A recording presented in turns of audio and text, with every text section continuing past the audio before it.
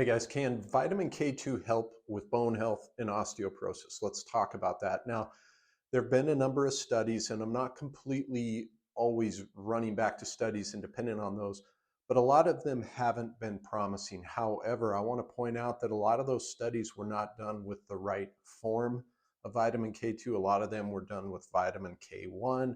So I just don't think there have been very many well-designed studies. Now, with that being said, what I have seen is DEXA scans from patients who have shown that when they're supplementing with vitamin K2, they have very good DEXA scans. But one thing to keep in mind, if you're going to go that route, you have to really pay attention to your vitamin D status and your calcium status.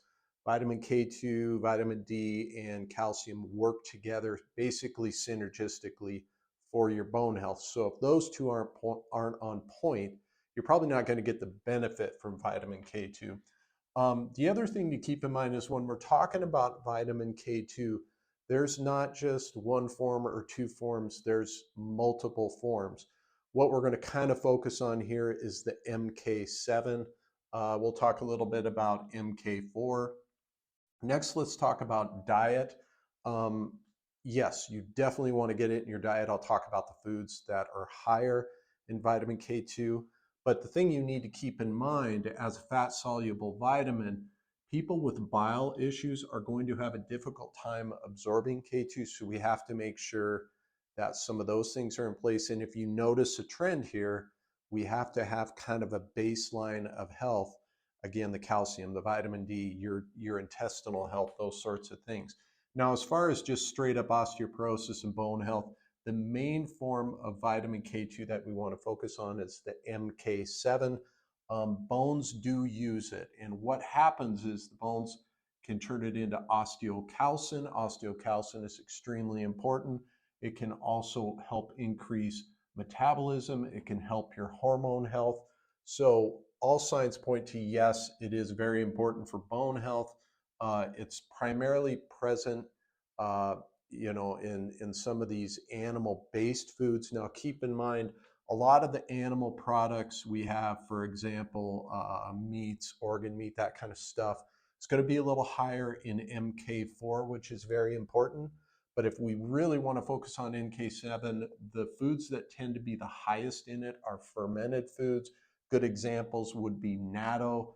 The only problem with natto that I don't like, it's soy-based. I'm not a fan of that. But even bigger, I've never had natto, but everybody who has told me they've had it, it's a peculiar taste. A lot of people can't get past that. So if you consume natto, you like it, you're probably getting good amounts of MK7. Another example that some people could go for is like Jarlsberg cheese. Serving of that, you're probably getting, 40 micrograms, which is a good source. Now, when you get that vitamin K2 in your system, the liver is going to send some to your blood. And then, interestingly enough, it uses the bad cholesterol, things like low density lipoprotein and very low density lipoprotein. So, that LDL that people are always trying to keep so low, it actually uses that and then sends it to the blood.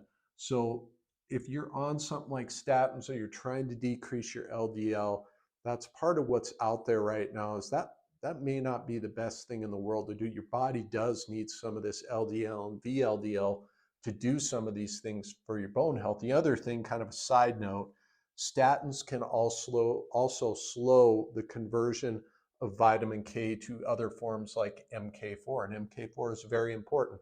Not as much for bone health, but it is important for other functions, sort of a different video for a different time. However, if you were going to take vitamin K2 to MK7, how much should you get? I would recommend you look at probably 100 micrograms per day. Some people say up to 200.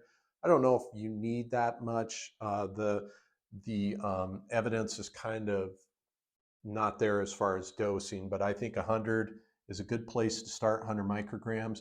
I personally do occasionally supplement with MK7 just because I don't feel that I get as much as I should through my diet. I try, but I don't dose it every day. I will do it maybe every 3 to 4 days. I'll take a 100 microgram capsule every 3 to 4 days. Again, I'm tracking my nutrients, so I kind of know what I need, what I don't need. But that's a way to kind of think about it. And again, you have to kind of take into account how much are you getting from your diet, okay? And then you can work up by supplementing to get that amount. Now, as far as side effects, I find MK7 is very well tolerated. If people do have side effects, they tend to say it's stomach related, for example, diarrhea, nausea, upset stomach. Some people will complain of chest pain. It's rare, but I've had people say that. I'm just throwing that out there. I'm not sure what really to do with that or if it's the MK7, but that is another thing I've heard. The bottom line is, I think the studies were poorly designed. However, I've seen enough evidence just from real world that yes, I do think it's beneficial. I do think you want to hit that MK7, that vitamin K2 mark each day. How you do it is up to you. You're going to have to look at your diet, see if you're getting enough. If you're not, I do think supplementing is fine. I will put a link to the supplement I personally use. It's cheap. I tolerate it just fine. If you want to learn about some of these other natural therapies that help, can get you away from drugs and surgeries, and they're safe, make sure to go to my website. I have a free checklist for you. There are 11 of them that I share with you. It's free. Just go there, sign up, and I'll get that over to you. So let me know in the comments any other topics that you'd like me to cover, questions, comments, and particularly if you've used MK7 before, the vitamin K2, and it's helped your bones. I'd love to hear from you in the comments. So I hope this was helpful, you guys. See you in the next one. Thanks.